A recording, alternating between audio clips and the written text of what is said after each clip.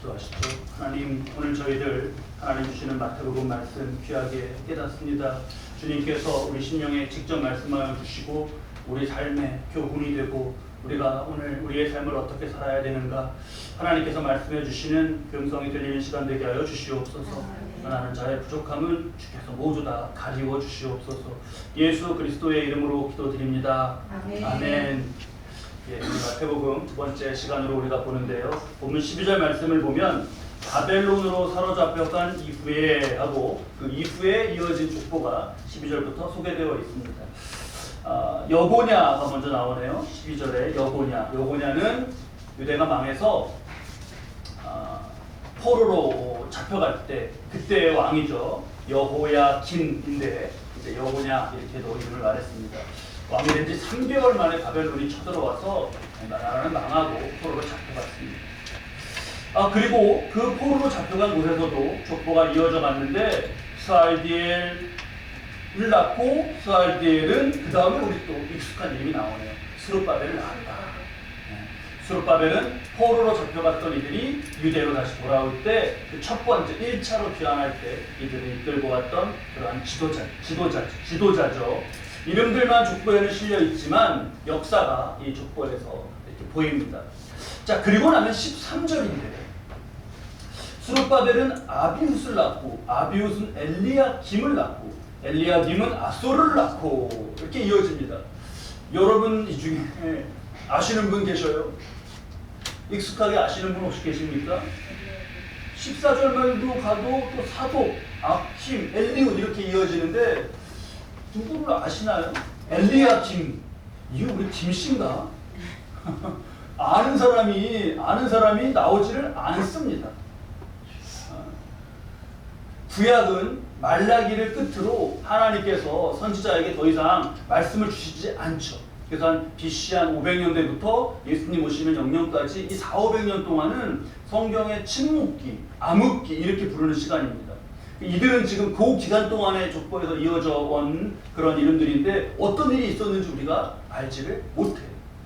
자, 그런데 세상사로, 세속사로 한번 이때를 한번 보면 우리가 주목해야 될 사건들이 있습니다. 세상은 어땠나?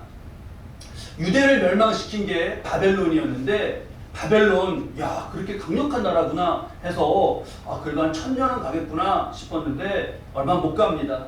새로 페르시아 제국이 등장했어요. 지금의 이란을 동서로 이렇게 해서 차지한 페르시아라는 나라가 등장해서 바벨론을 그냥 멸망시켜버렸습니다. 인류 역사상 대제국으로는 첫 번째 등장하는 게 페르시아예요. 그리고 당시에 태양 아래 가장 부유한 제국이다 이렇게 불렸습니다. 야, 대단하죠. 페르시아 제국이 등장했어요. 근데 재밌습니다, 여러분. 이 페르시아 제국에 비하면 페르시아 제국을 바라보고 있는 이렇게 시선으로 보면 어디 보이지도 않는 이쪽 끝에 유럽의 그리스의 어디 도시국가, 조그만 무슨 점 같은 도시국가, 거기에서 등장한 한 사람, 그게 누구죠? 알렉산더가 여기서 일어나더니 순식간에 그냥 막 정복 전쟁을 하고 페르시아까지도 무찔러 버립니다. 그래서 동양과 서양에 다 걸쳐져 있는 제국으로 알렉산더의 대제국이 완성이 돼요. 그래서 알렉산더는 대왕이라고 불리지 않습니까?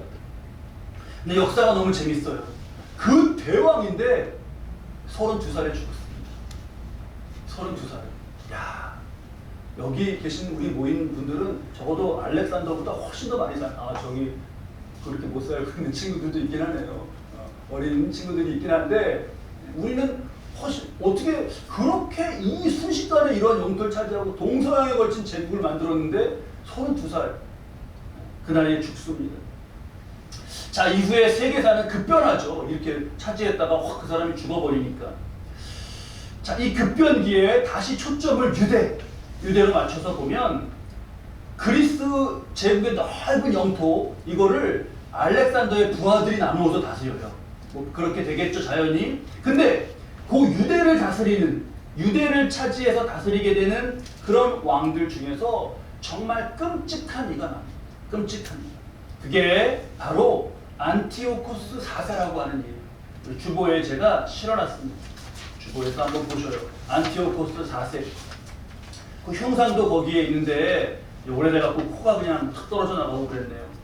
이 안티오코스 4세가 그 유대라는 곳을 다스리는 그런 시기가 됐는데 자신을 에피파네스라고 불렀어요. 에피파네스. 에피파네스가 무슨 뜻이에요? 신의 현현. 하나님이 나타났다. 한마디로 내가 신이다. 에피파네스. 이가 흉한 일이 너무나 많습니다. 근데 이거 한 가지만 딱 기억하면 얼마나 이 사람이 흉측하게 했을지를 알 수 있어요. 뭐냐? 예루살렘 성전에서 제단을 치워버렸어요. 그리고 거기다가 제우스 신상을 딱 갖다 놨어요. 예루살렘 성전에 제우스 신상을 갖다 놨어요. 그리고 그 앞에서 돼지를 잡아갖고 제사를 지내요. 매달. 자기 생일이랑 같은 그 날짜에. 그러니까 유대인들은 이거 어떻게 받아들여야 됩니까? 미친 노릇이죠. 어떻게 이렇게 이럴 수가 있지? 그래서 그걸 반대하고 그거에 대해서 저항하는 이들은 이 안티오코스 4세가 무지막지하게 학살했습니다. 그냥 뭐 대화하고 너네는 어떤 문화냐, 너네 신은 뭐냐 이런 거 없어요. 그냥 학살입니다. 지금 우리가 본 말씀에서 14절 보면 우리가 이렇게 말씀을 우리 집사님 읽으시는 동안에 함께 들었지 않습니까? 아소르, 사독. 아소르는 사독을 낳고 사독은 아킴을 낳고 아킴은 엘리웃을 낳고 그러면서 이 이름들 발음도 좋아요. 이런 이름들이 이렇게 그냥 진행되고 있을 때 실은 당대 역사 속에서는 너무너무 끔찍한 일이 일어나고 있었던 거예요. 자, 여기서 우리가 이제 역사를 이렇게 봤는데 역사를 보고 나면 질문이 생겨요. 질문이 뭐냐? 그럼 이때 지금 침묵하시는 하나님 뭘 하고 계시는 건가? 이 지경이 됐는데 역사를 보면서 이런 질문이 있단 말이에요. 당대의 또 사람들도 이러한 의문을 갖고 하나님을 원망했어요. 근데 여러분, 하나님을 원망하는데 원망에 힘이 안 실려요. 하나님 어떻게 이럴 수 있습니까? 막 이렇게 원망하면 이게 원망이 이래야 되잖아요. 원망에 힘이 안 실려요. 왜냐하면요, 스룹바벨 하나님이 그때 스룹바벨로 이렇게 돌아오게 하셨다는 것이 역사에 있었잖아요. 돌아오게. 스룹바벨이 돌아온서 이렇게 잘못하면 포로가 되는구나. 알았어요. 그리고 돌아와서 새로 시작해라라고 해서 시작한 스룹바벨부터 시작된 그 역사 속에서도 유대인들은 또 타락해 갔기 때문입니다. 말라기가 맨 마지막 선지자잖아요. 말라기, 하나님이 침묵에 들어가시기 전에 말라기 선지자를 통해서 하신 말씀이 뭐죠? 너희가 그런 재물을 나한테 드린다고 하는 재물을 갖고 온 거를 한번 너네 총독에게 보내봐라. 어떻게 되겠나? 아마 총독이 그냥 왜? 그 예물은 쓸만한 것이 아니었거든요. 버려야 될 거, 아니 어차피 못 쓰는 양 그럼 이렇게 하자 했던 거거든요. 하나님은 그렇게 무시했습니다. 그렇게 무시하고 잘 되기를 바라는 게 맞습니까? 그래놓고 잘 되기를 바라는 수가 있나요? 하나님이 그래서 침묵하시자, 하나님이 모습을 감추시자 등장한 내가 하나님이다. 안티오코스, 에피파네스. 끔찍하잖아요. 이런 일이 생겼어요. 유대인들은요, 그가 자신을 부른 이름 에피파네스에서 가운데 자가 파잖아요. 그 파를 마로 바꾸면 에피마네스 그러면 그게 당시에 미치광이를 뜻하는 말이 돼요. 그래서 나는 에피파네스다 그러면 뒤에서 에휴 네가 무슨 에피파네스야, 너는 에피마네스야 그러면서 미치광이, 제가 좀 순화해서 표현했는데 미친놈이라고 저속하게 말하는 그런 말이에요. 저는 미친놈 이렇게. 근데 미친놈이라고만 말할 뿐 뭘 할 수 있습니까? 이들이 뭘 할 수 있어요? 이 시기에요, 여러분. 그냥 막 가는 거예요. 그 우리가 알고 있는 위경이라는 거 있지 않습니까? 성경이 아니라 위경, 가짜 경전. 이 시기가 바로 위경이 쏟아진 시기예요. 그리고 이게 묵시가 없으면 사람들이 방자해진다. 묵시가 말씀이잖아요. 말씀이 없으면 사람들이 무례하고 조심하지 않고 제멋대로 행한다. 묵시가 없으면 방자해진다. 그 말씀 그대로입니다. 이때 무슨 일이 생기냐? 에피파네스가 미친놈처럼 막 그러죠? 안티오코스 자세가. 그러니까 뇌물을 줘요. 그래서 자기 자리를 차지합니다. 인간이 이렇게 막 돼가는 거예요. 대제사장 자리도 돈을 주고 사는 것이 이때 시작돼요. 그 뼈아픈 역사가. 어떤 이들은 야 됐다, 아주 진저리가 난다, 광야로 나갔습니다. 광야에 나갔더니 뭐 자연 암석 가운데 불 파져 있잖아요. 그런데 들어가서 나 하나 경건 생활 그냥 하며 살란다 하고 그렇게 떠나갔습니다. 그걸 SNF라고 불러요. 예수님 오셨을 때 광야에서 그 세례 요한이 있었지 않습니까? 세례 요한이 바로 그런 SNF예요. 어디서 소망을 찾을 수 있습니까? 여기서 그냥 할 수 있다는 거는 에피파네스, 에피마네스로 바꿔서 아무도 듣지 못하게 미친놈 이거 하는 거가 다예요. 무슨 거기서 어떤 소망을 만들 수 있고 시대가 캄캄한 이때 뭐 할 수 있습니까? 제가 시편 74편 9절 말씀 읽어드릴 텐데요. 아주 딱 이 말씀대로였어요. 우리의 표적은 보이지 아니하며 선지자도 더 이상 없으며 이러한 일이 얼마나 오래 했는지 우리 중에 아는 자도 없나이다. 인간이 모든 소망을 잃으십니다. 소망이 어디서 만들어지고 있나요? 그 대답이 바로, 소망이 어디서 만들어지고 있는 거냐라는 대답이 바로 오늘 본문 말씀의 14, 15, 16절 말씀입니다. 족보죠. 아소르는 사독을 낳고 사독은 아킴을 낳고 아킴은 엘리웃을 낳고 쭉 하다 16절에 야곱은 마리아의 남편 요셉을 낳았다. 이렇게 족보로 이어지는 이 이름이 바로 이 소망 없는 시대에 하나님은 무엇을 하고 있습니까? 라고 하는 것에 대한 하나님의 대답입니다. 이 끔찍하고 어두운 시대 속에서도 하나님은 인류가 그토록 기다리는 메시아가 오시는 길을 만들고 계시는 거죠. 자, 희망이 없는 것 같이 보인다. 그런 시대다. 그런 상황이다. 그런 이 문제다. 우리가 그때 낙심하지 말아야 됩니다. 하나님은요, 그런 속에서도 일하고 계셔요. 소망을 만들고 계셔요. 우리 오늘 보고 나면 족보를 이제 다 보는 것이 되는데, 족보에 많은 사람이 나왔습니다. 한 사람 한 사람 좀 볼까 생각도 했는데, 그러면 족보 보다가 한 2년은 가겠어요. 그래서 그냥 넘어갑니다. 근데 아브라함하고 다윗만 봐도 그래요. 그냥 두면 대표로 1절에 아브라함 가나안 땅에 갔죠. 난생 처음 가나안 땅이라는 곳에 갔죠. 나이 몇 살이죠? 가나안 땅에 갈 때 아브라함 75세예요. 75세에 난생 처음 가는 곳에 거기서 뭐 아는 사람이 있긴 합니까?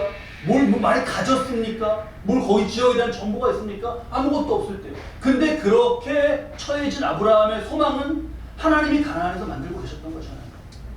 그 다음 다윗 볼까요? 다윗 광야에서 더 광야로, 야 이런 광야보다 더 광야도 있어? 더 멀리 가야 돼. 더 광야도 있어.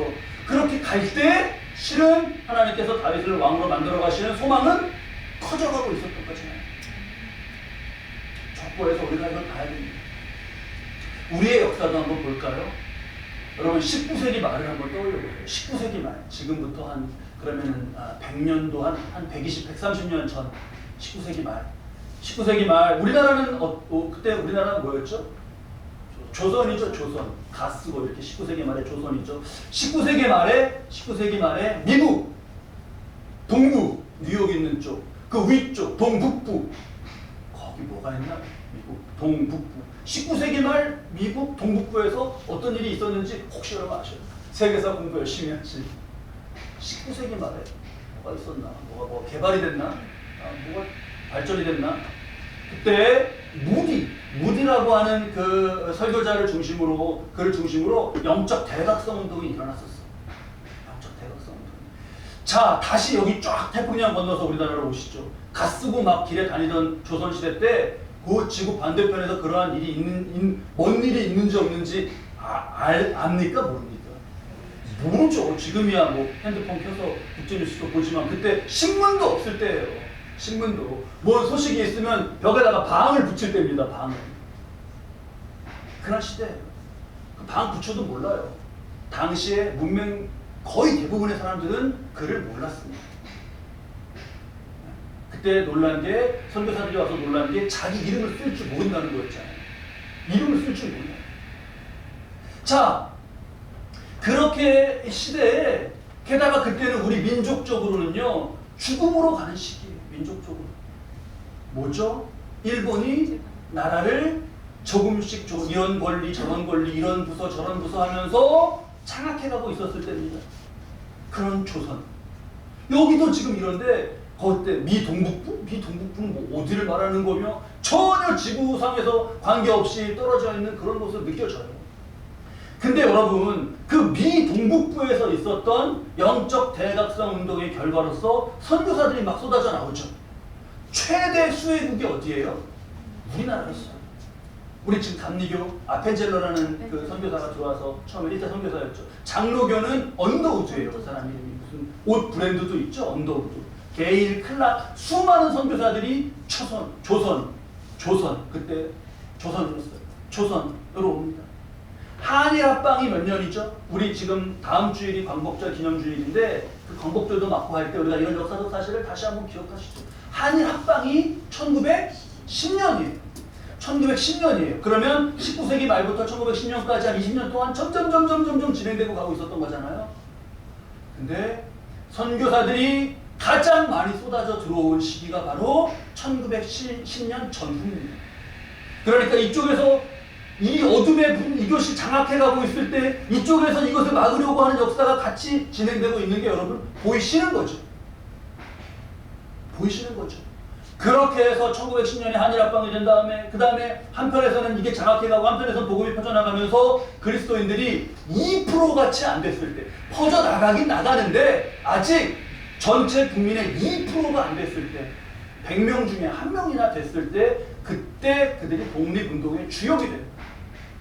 뭐 우리 안중근, 유관순, 뭐 김구, 뭐 누구 안창호 말하면 다 그냥 믿는 사람들이 아니라요. 아주 신실했던 사람들. 신사참배 운동 반대, 3.1운동, 60만세 운동, 무슨 뭐 운동 다 그리스도인들이 주도했어요.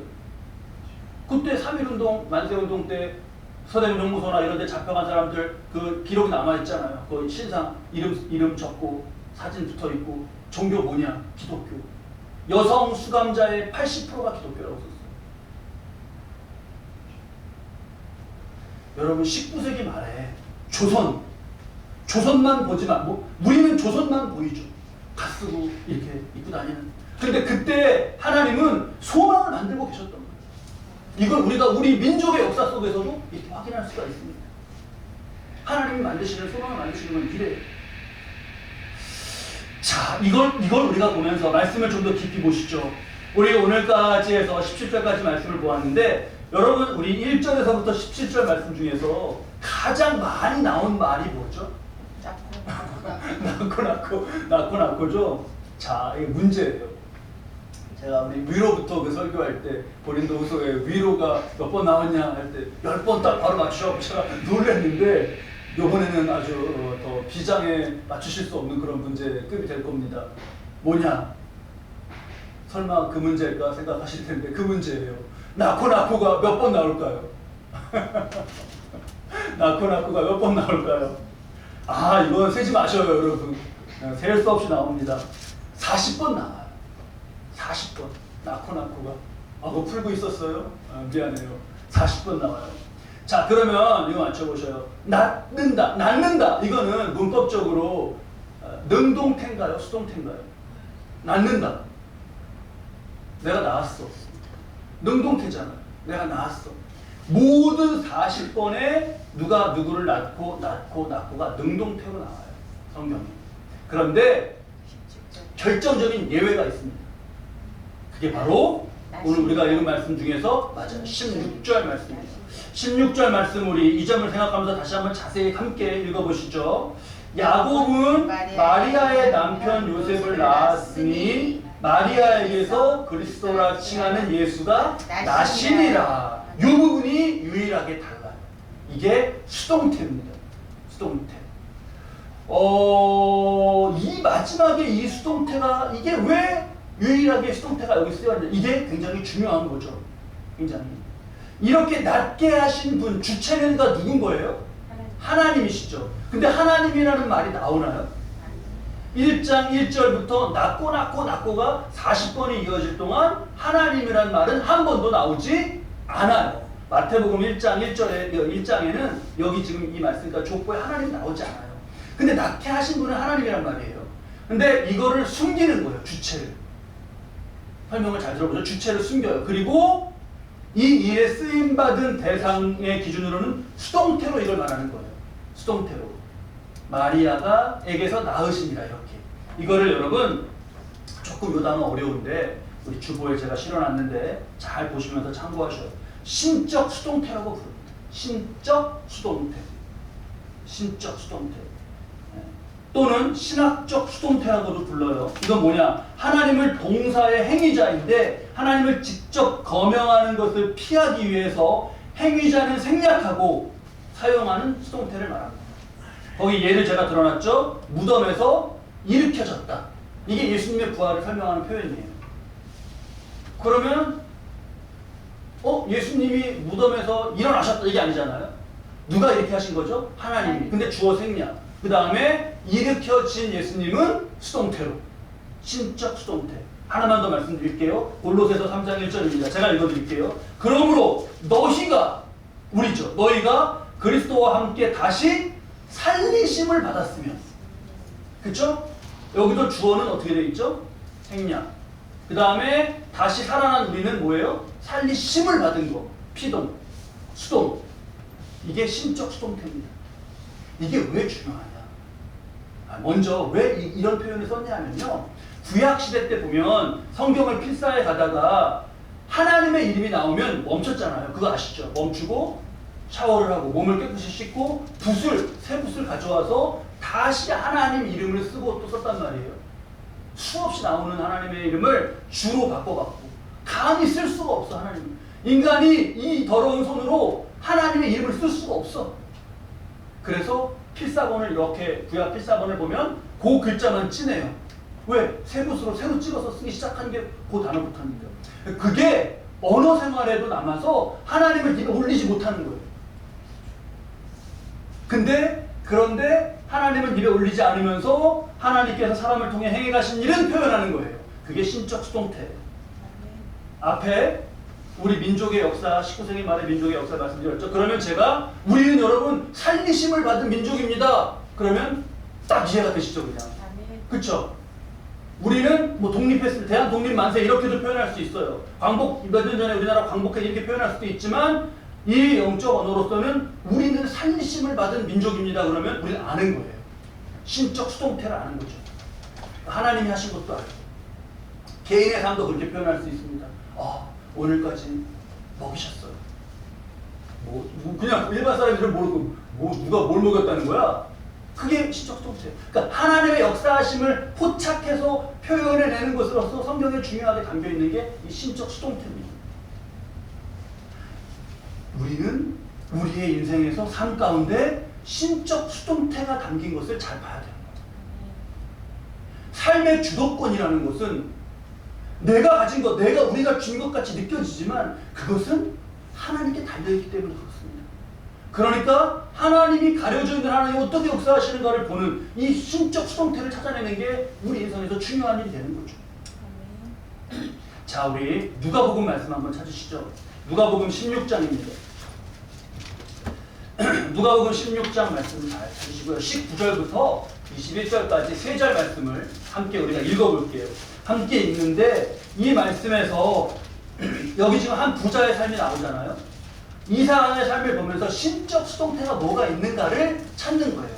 이런 훈련을 하면서 내 인생을 영적으로 보는 그런 안목을 기르는 겁니다. 16장 19절부터 21절 신적 수동태를 찾으면서 읽어봐 보셔요. 함께 읽겠습니다. 한 부자가 있어 자색 옷과 고운 베옷을 입고 날마다 호화롭게 즐기더라. 그런데 나사로라 이름하는 한 거지가 헌데 투성이로 그의 대문 앞에 버려진 채 그 부자의 산에서 떨어지는 것으로 배불리려 하매 심지어 개들이 와서 그 헌데를 핥더라.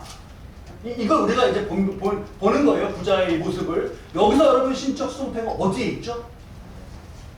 누가 말씀하셨어요? 권사님 말씀하셨어요? 그의 대문 앞에 버려진 채. 그러니까 이제 이런 말씀을 보고 이렇게 현실을 볼 때 우리가 이러한 장면을 이게 신적 수동태의 그 실상이구나 이렇게 깨달아 알아야 되는 거죠. 하나님이 나사로를 이 부자의 집 앞에 두신 거예요. 그의 대문 앞에 버려진 채가 신적 수동태거든요. 부자는 주어가 나와요. 19절에 한 부자가 이랬잖아요. 하나님은 안 나온단 말이에요. 여기 장면에서 지금. 근데 우리는 하나님을 본단 말이죠. 이 신적 수동태로 찾는다는. 그리고 하나님이 그렇게 뭘 하셨나? 하나님을 봤어요. 뭘 하셨나? 대문 앞에 버려진 채. 버려져 있는 나사로의 입장에서는 이렇게 있는, 피동으로 있는 거지만 주체인 하나님께서 그렇게 하신 거란 말이죠. 이 말은 곧 이 부자에게 하나님은 중요한 기회를 주고 있다는 거예요. 그러니까 우리가 이렇게 파고 들어가서 깨달아 알고 실상을 알아야 되니까 얼마나 중요해요. 하나님이 기회를 지금 주고 계셔요. 기회를 주는데 부자는 어떡하죠? 집에 들어가고 나가고 하면서 나사로를 못 볼 수가 있습니까? 문이 달렸는데 집에 들어날락 하면서. 근데 이 부자는 어떻게 하죠? 관심이 없어. 아무것도 안 해요. 거기 그렇게 표현하셨죠? 21절에 그 부자의 상에서 떨어지는 것으로 배불리려고 한대요. 그냥 내 먹을 거를 나눠주지 않아도 돼요. 그냥 상에서 흐르는 거 있잖아요. 이렇게 우리도 그런 거 있잖아요. 뭐 하다 보면은 안고 뭐하고 그냥 상에서 떨어지는 것만 줘도 돼요. 그런 기회예요. 근데 안 합니다. 못 봅니다. 눈이 없는 거예요. 이 부자가 지금 이 장면에서 이렇게 못 보고 있는 게 우리에게 중요한 교훈이 돼야 돼요. 왜냐? 우리도 이런 신적 수동태가 우리 삶에서 계속해서 주어지기 때문에 그래요. 자, 다시 마태복음 본문으로 오면 지금 족보가 이어져갖고 신적 수동태가 마리아를 통해서 이루어져가죠. 마리아는 내가 남자를 알지 못하는데 이 임신을 어떻게 받아들여야겠지? 이 질문에 선단 말이에요. 그러면 또 이때 이 어려운 질문에 또한 처하게 되는 게 또 누구예요? 요셉이 또 처하죠. 이거 내가 어떻게 받아들여야 되지? 이렇게. 우리도 그런단 말이에요. 우리 일들 가운데. 이게 그러잖아요. 우리가 남일은 잘 보여요. 남일은. 이 부자는 이게 주어진 하나님 주신 건데 여기 나사로 기회인데. 근데 남일은 잘 보이는데 내일은 이게 문제인데 내일은 잘 안 보여요. 그래서 우리는 계속 말씀을 보면서 이걸 보는 눈을 안목을 길러야 된다 이거죠. 일단 오늘은 신적 수동태를 알고 새기는 것 이 자체가 중요합니다. 신적 수동태가 역사 가운데 내 삶 속에서 이 신적 수동태로 역사하시는 게 있구나. 찾아야 돼요. 그래서 숨은 주어, 숨은 동사. 그 1타 영어 공부할 때 1타 영어 강사, 요즘에 1타라는 말 유행하는데 1타 영어 강사가 뭐라 그래요? 영어 성적, 독해 그 운명은 어디에 달려있냐? 주어와 동사를 빨리 찾는 데 달려있다 그러잖아요. 빨리 찾는 주어 동사가 어디 있나 빨리 찾아야 돼요. 근데 쉬운 건 쉽죠. 난 집에 간다. I go home. 그냥 되게 쉽네. I 금방 주어네. go 금방 동사네. 근데 인생은 그렇게 간단하지 않단 말이에요. 애들 수능 보는 지문, 독해 지문을 보면 이만큼 돼 있는데요. 여기서 문장이 시작해갖고 문장이 4줄, 5줄이 가도 안 끝나요. I go home 그러면 I에다가 빨리 주어 동그라미 치면 좋겠는데 주어 생략 이러면서 막 문장이 이어지고 복문에다가 도치에다가 막 이래요. 아이들이 막 눈이 막 뱅글뱅글 돌아가지고 주어가 어디 있나 동사가 어디 있나 그걸 빨리 찾는 게 이제 영어에서 문제에서 실력이란 말이에요. 근데 문장만이 아니라 우리 현실에서도 그걸 빨리 찾는 주어 동사를 빨리 찾는 거가 중요해요. 문장에서 주어가 생략되어 있다, 안 보인다. 이게 현실 실상으로 적용하면 하나님이 지금 우리 눈에 안 보인다. 이거는 똑같은 거예요. 안 보이잖아요. 보이면 바로 따라가죠. 안 보이잖아요. 우리 인생은 복잡해요. 이 목사님 이렇게 이제 교회 이거 어떻게 하다 이렇게 된 거예요? 그러면 그러면 이를 어디서부터 설명해야 되나? 이렇게 되잖아요. 우리 인생의 일들이. 집사님 이거 어떻게 그런 일이 되신 거예요? 가만히 있어봐. 내가 이걸 어디부터 설명해야 되나? 하면은 출생부터 나와야 돼 그냥 다. 막 복잡하게 얽혀 있단 말이에요. 근데 거기서 빨리 그 주어와 동사를 찾는 거예요. 그러면 내가 대상이든 목적이든 내가 무엇을 어떻게 해야 되는지가 나와요. 내가 해야 할 일과 어떤 자세를 나는 가져야 되는지가 나옵니다.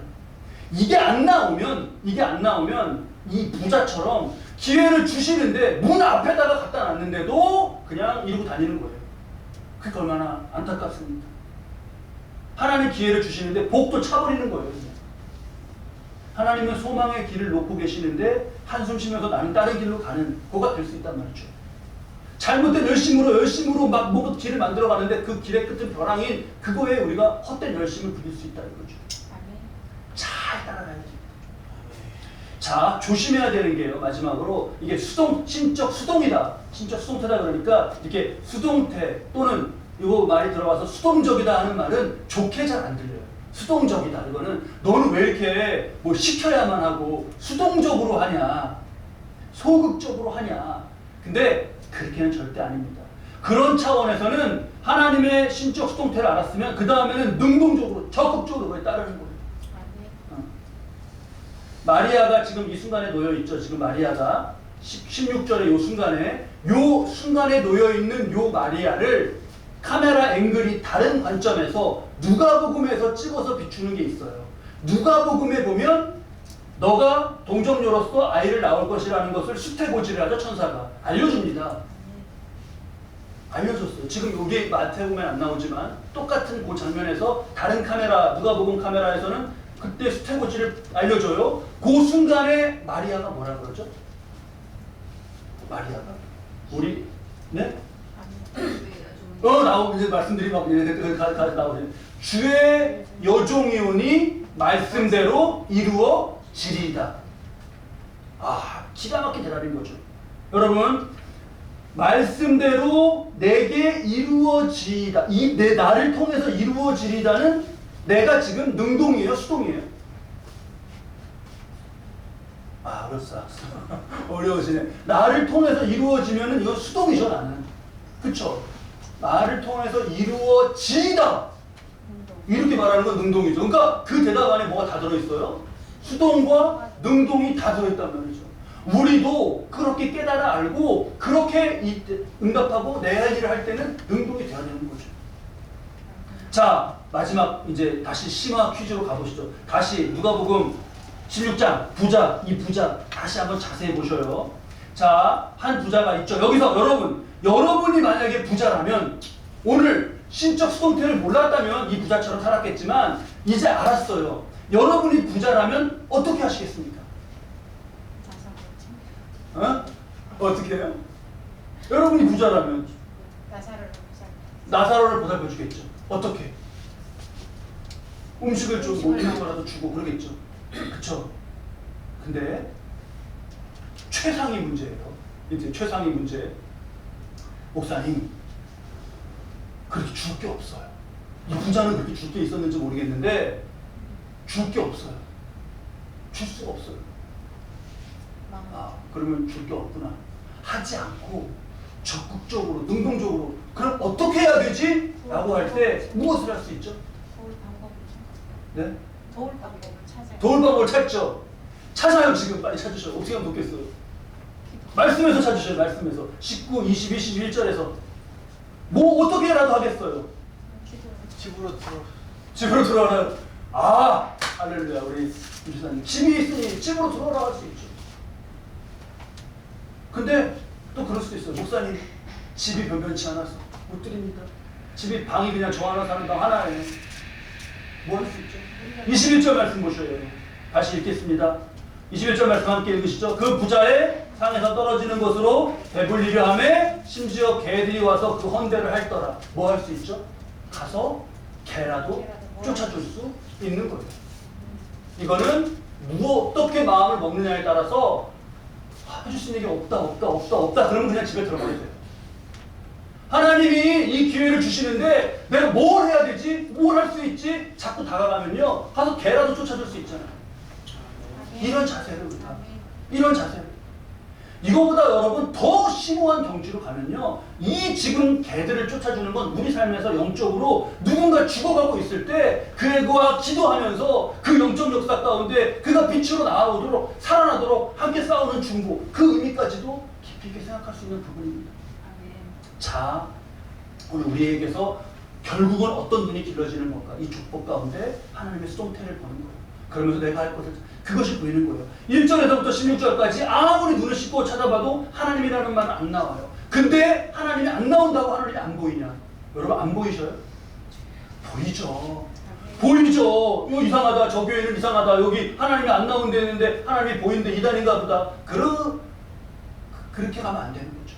하나님 왜 어떻게 안 보여요? 이렇게 하고 계시는데 이 눈을 그대로 들어서 내 삶을 보면 그대로 하나님이 보인단 말이에요.